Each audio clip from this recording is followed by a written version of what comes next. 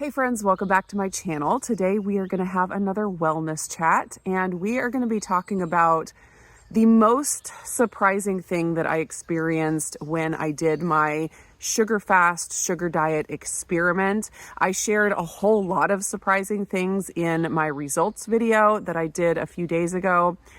There were a lot of surprising things. And this thing that I'm going to share today actually was on my list to share in that video, and for whatever reason, my brain or my eyes just like skipped it completely. And I'm actually glad because it deserves a video in and of itself. So we are going to get into that here today. Before we do that, I want to say thank you to Element, who is sponsoring the video today. I have my Element here with me.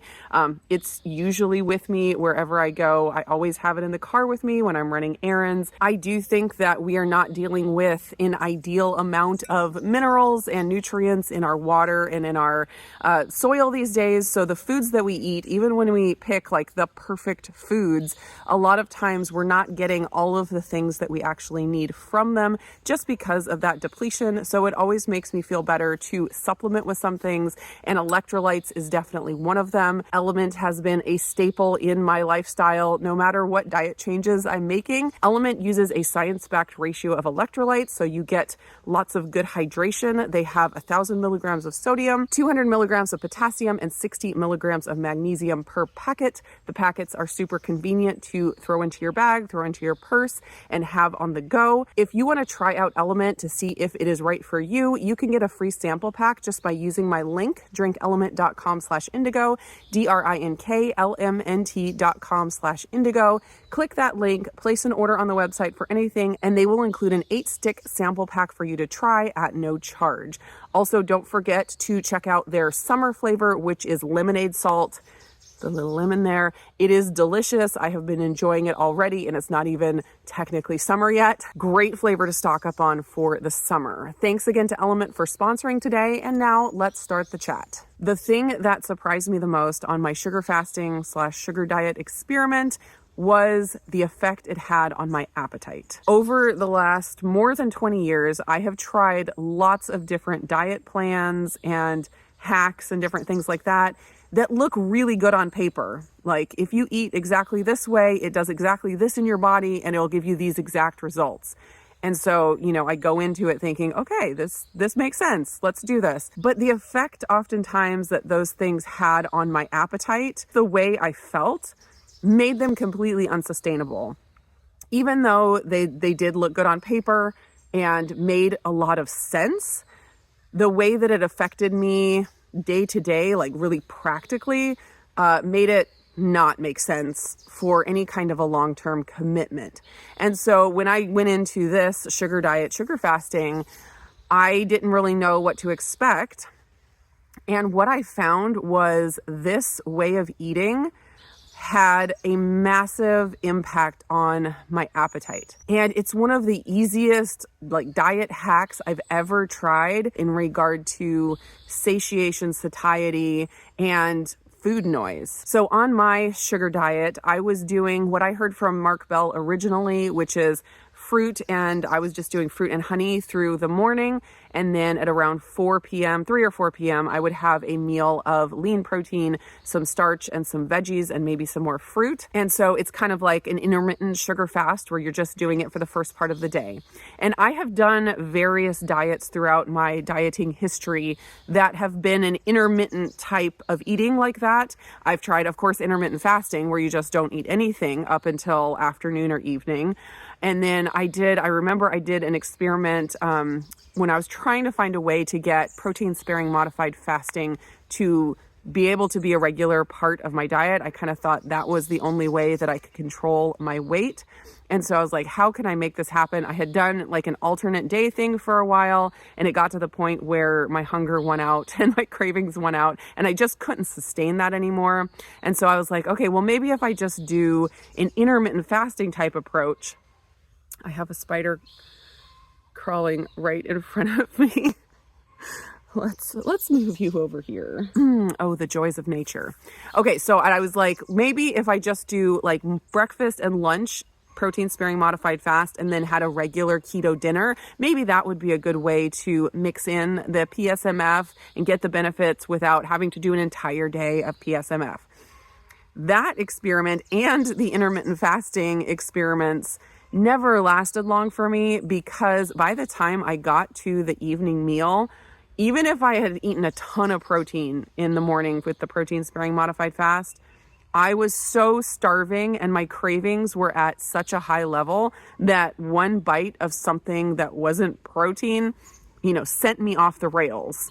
And I would just find that I'd have to eat everything in the house. Now, obviously, I just should have had more willpower to exert in that situation. And maybe that's true. And I think there are some people out there that can have that kind of willpower. And I applaud you for that. But I have decided that I don't want to live that way. I don't want to live in a place of constant craving, constant hunger, trying to trick my way through a restrictive type diet. And so I never, made that work long term, because I was like, if this is how it makes me feel, if eating this way throughout the morning makes me want to just eat everything in the house and end up with like way more calories than I would have if I had just eaten regular throughout the day, then it's not a good tool for me. Because one thing that I've learned, and I learned this actually from Jade Tita a long time ago, and I think it's super, super valuable to have in your mind, what you eat in one particular time period affects what you eat later. So it's like you can make something look perfect on paper and say, if I just eat this way for breakfast, it's a healthy breakfast. But if you eat that and then at lunch or dinner or 10 p.m., you're starving and you're digging through the pantry and like can't stop yourself from eating all the ice cream in the freezer or whatever, can you really say that that thing that you had for breakfast that I don't want to say caused it, but influenced that progression? Can you really say that that thing was a healthy choice? Doesn't matter how many nutrients it had, doesn't matter how much protein it had, doesn't matter how much it looked perfect on paper. If it contributes to appetite dysregulation later in the day, then you need to question if that really was a healthy choice. So going into the sugar fasting, I was like, is it going to have that same effect? Am I going to, just grit my teeth through breakfast and lunch, and then when dinner comes, I'll be like, I gotta let loose. I can't keep this control. Will my cravings get the best of me? And what I found was 100% the opposite. This was so shocking to me. I found that the morning time, I won't say it was easy, although it was in a certain sense, but it wasn't effortless. It was work to go through the morning and into the afternoon. Especially by the afternoon, I was like feeling a little bit depleted. Even though I was eating a lot of calories, it was like my body was just like, I want something else, So it was work, even though it was fairly easy. But what I found was, as soon as I had that one meal of the day that was the protein and the starch and the vegetables, my satiety just like went through the roof. It satisfied me so intensely that I would go, like, I'd eat that meal and I wouldn't have cravings for, something sweet afterwards, or, oh, I just need to keep nibbling on things, or, I need to go get seconds or anything like that. That meal would satisfy me. And then for several hours, it was just like the food noise was at zero, like no interest in food whatsoever. It gave me that satisfaction and that satiety that lasted for a long time.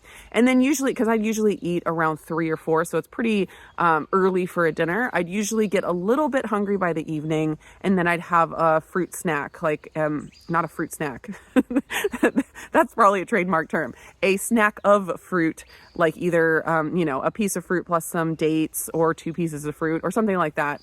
And I was so satisfied. Another thing that I used to experience on all different kind of diets when I was trying to lose weight was having to go to bed hungry. I felt like I never was able to lose weight unless I went to bed hungry. Even though lots of diets promise that that's not the case, I found for me, aside from the initial going Atkins way back in the day, that was when I was probably the most metabolically unhealthy, and going on the Atkins diet, I did lose weight very quickly, but that was 20 years ago, a little more than 20 years ago.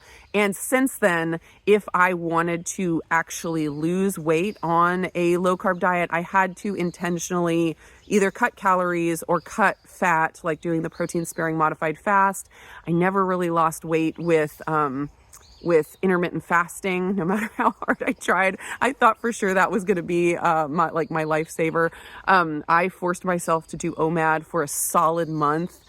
And I did not lose a single pound. Oh, it was so frustrating. So when I experienced this really intense appetite effect that this high carb, low fat, sugar fasting, sugar diet approach had, I was like, there's something more that I need to explore with this, because this is not something that I have experienced with any of the low carb dieting that I've done. A few months ago, when I was eating a very balanced diet. It was not low carb anymore. I'd already transitioned out of low carb. I was eating around 200 grams of carbs per day.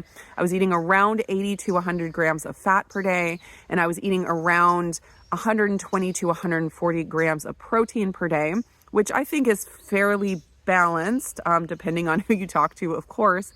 But I definitely was not losing weight on those macros. And I had really hoped that, getting my gut health in order, adding in the carbs and getting, out of the stressed state of being very low carb and doing all these things that I've done for my health over the last, several years, I thought that, maybe my weight would just start inching down on its own. That's the goal, to find a livable, sustainable diet that you can just do and it regulates your weight. Like, isn't that what we just all want? And so I had been eating this way with the 200 grams of carbs and not seeing the weight come off the way I'd hoped. And I still do have about 20 pounds that I would like to lose, that would be ideal for me to lose.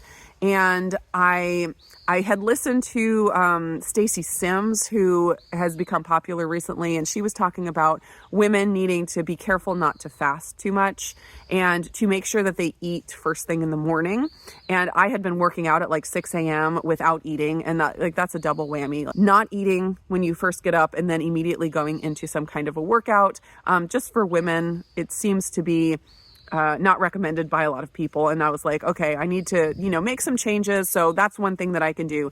I can go ahead and eat something first thing in the morning. I am not naturally hungry first thing in the morning, though. I get hungry like maybe an hour or an hour and a half after I get up. And so it was a little bit of a struggle trying to force myself to eat something first thing in the morning. And so I was sitting there thinking, if I want to lose weight, is the entire rest of my life going to be forcing myself to eat when I don't want to, and then forcing myself not to eat when I do want to? Like, that just seems like such a cruel joke. And so I was pretty discouraged. Just the idea that if I did want to try to get down to a healthy weight, it was going to come at the cost of just living in a way that was not the way that I wanted to live.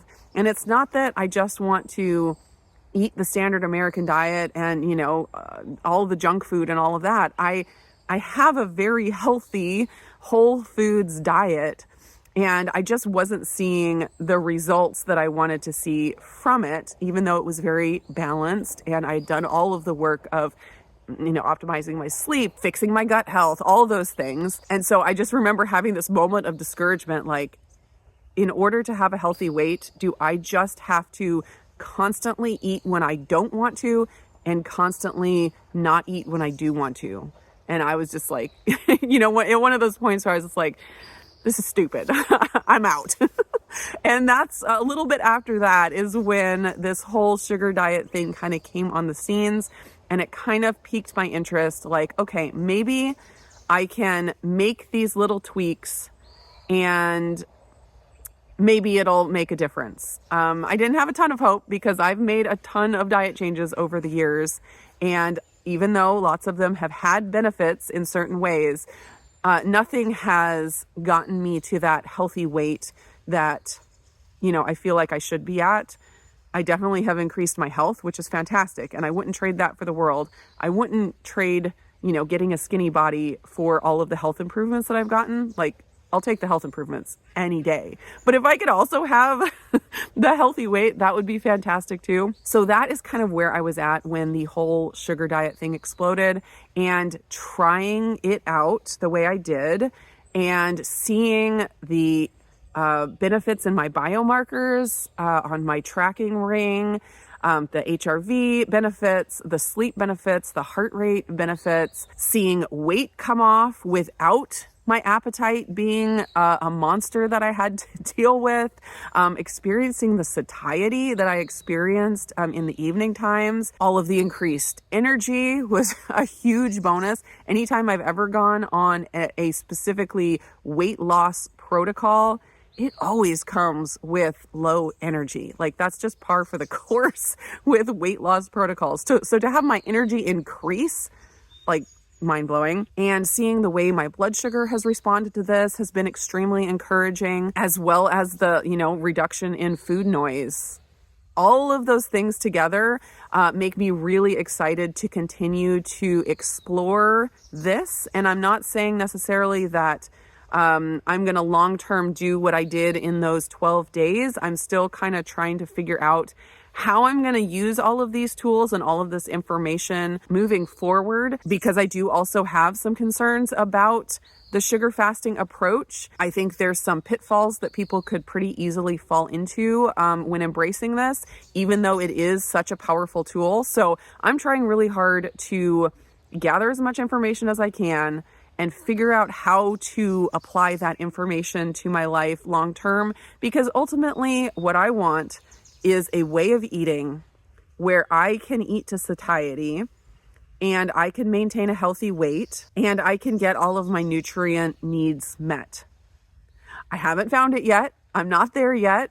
I thought I had found it many times in the past, and then it turned out that it wasn't quite the way I thought. So we're still on the journey here, but that is my ultimate goal, because I have pretty much divorced the idea of the only way to keep my body healthy and at a weight that I want is to obsessively track and restrict. Not that there won't be work involved, because this still is work, but that hunger, restriction, white knuckling mindset, I just can't do that anymore. So all that to say, I have hope again that it could be possible, and that there might be some things to be learned from this whole explosion of sugar dieting on YouTube right now. And I am doing my best to assimilate as much information as I can and experiment with it to find a way to add it to my life in order to build my own perfect diet.